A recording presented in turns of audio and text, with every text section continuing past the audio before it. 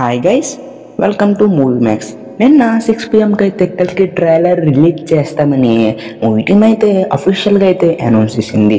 కానీ 8 PMకి అయితే post phone చేసింది. పోనీ అప్పటి వరకు అయితే మనం వెయిట్ చేస్తాం, కానీ అప్పుడు కూడా రిలీజ్ చేయకుండా మూవీ టీమ్ అయితే 8:45కి అయితే రిలీజ్ చేసింది.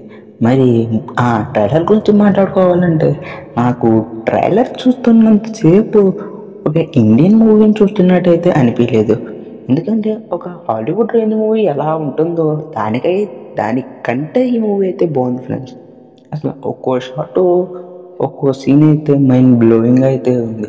మరి ఆ ట్రైలర్ చూసిన తర్వాత నాకు ఒక థియరీ అయితే ఫామ్ అయింది.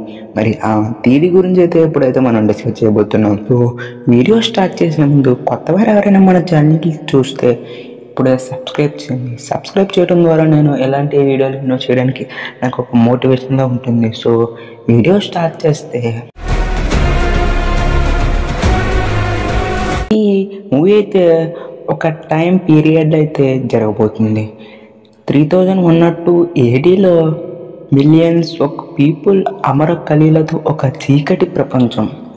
అసురులు చిన్న కల్కి ప్రపంచంలోని వానరులను నియంత్రిస్తుంది మరియు క్రూరమైన నియంత్రణ. ఒకరోజు విష్ణువు యొక్క 10వ అవతారమైన కల్కికి శంబలలో జన్మిస్తుంది మరియు గతంలో టైం మిషన్ ద్వారా కాశీకి పంపుతుంది. బేబీ కల్కి మిషన్ ద్వారా కాశీకి వచ్చినందుకు చాలా ప్రసిద్ధి చెందింది. ఇప్పుడు కాంప్లెక్స్ స్వాధీనం చేసుకుంది మరియు అతను బౌంటీ హంటర్ భైరవగా ఎదుగుతాడు. అతనికి స్నేహితురాలు రాక్సీ, మోహిని ఒక సెడ్యూసర్. 2893లో కలి మిలియన్ కొద్ది చిన్న కలీలను సృష్టించాలనుకుంటాడు. 6 అమరులైతే ప్రపంచం అంతం కాదు. అయితే ఎన్నో ప్రయత్నాలు చేసినా విఫలమయ్యాడు. ఒకరోజు అతనికి హిమాలయాల్లో రాముడి అవశేషాలు కనిపించాయి. అమృతం ద్వారా దేవతలు అమరత్వాన్ని పొందుతారని మనందరికీ తెలుసు. అతను రాముడు మరియు అతని DNA రెండింటిని క్లోన్ చేయడానికి ప్రయత్నిస్తాడు. అనేక ప్రయత్నాల తర్వాత అతను దీపికతో మంచి ఫలితాలను పొందుతాడు. కానీ శిశువు కలికి రాముడి DNA ఉన్నందున అశ్వత్థామ గందరగోళానికి గురవుతాడు. అప్పుడు మేము ఒక ఎడారి మధ్యలో కలుస్తాము. అక్కడ భైరవ అశ్వత్థామతో పెద్ద గొడవ చేస్తాడు.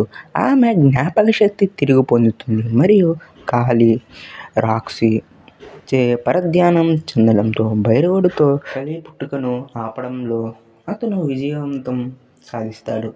చివరికి కలికి మరెవరో కాదు, మన భైరవ అనే అశ్వత్థామ అందరికీ తెలియజేస్తాడు. అప్పుడు మనకు కలికి వెనుక మేఘాలలో కనిపించే విష్ణువు యొక్క విశాల దృశ్యం కనిపిస్తుంది. మరి ఇదే నాకు ట్రైలర్ రిలీజ్ చేసిన తర్వాత అయితే ఈ స్టోరీ అయితే నాకైతే వచ్చింది. మరి ఈ స్టోరీ ఎలా అనిపించిందో కింద కామెంట్ చేయండి. స్టోరీ నచ్చితే ప్లీజ్ మా ఛానల్ని సబ్స్క్రైబ్ చేయండి. సో ఇంకో మంచి వీడియోతో మళ్ళీ కలుసుకుందాం. అంతటి వరకు సైనింగ్ ఆఫ్. బాయ్.